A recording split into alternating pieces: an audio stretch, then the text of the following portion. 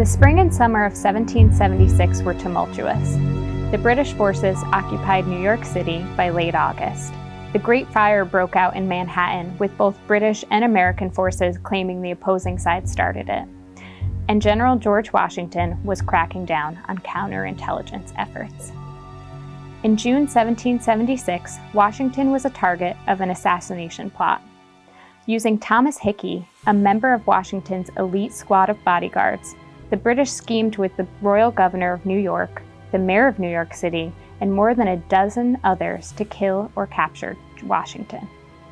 Hickey then became the first Continental soldier to be executed for treason. Worried that the inhabitants of New York had been, by the wicked arts and insidious and corrupt practices of William Tyrone, governor of the colony of New York, and his adherents, been seduced to take part with our enemies and aid and abet their measures for subjugating the United States of America, American forces sought to quell their influence. On September 21, 1776, the New York State Representatives established a committee appointed for the express purpose of inquiring into, detecting, and defeating all conspiracies which may be formed in this state against the liberties of America. The committee was headed by John Jay, a president of the wartime Continental Congress, a diplomat of the New Republic, a framer of the Constitution, and the first Chief Justice of the United States. Jay is credited for founding counterintelligence in America and for saving Washington's life.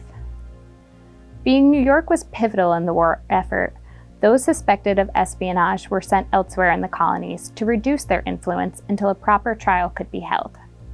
The accused were sent to places such as Exeter, New Hampshire, there to remain under such restrictions as to the General Court or Council or Committee of Safety shall deem most advisable.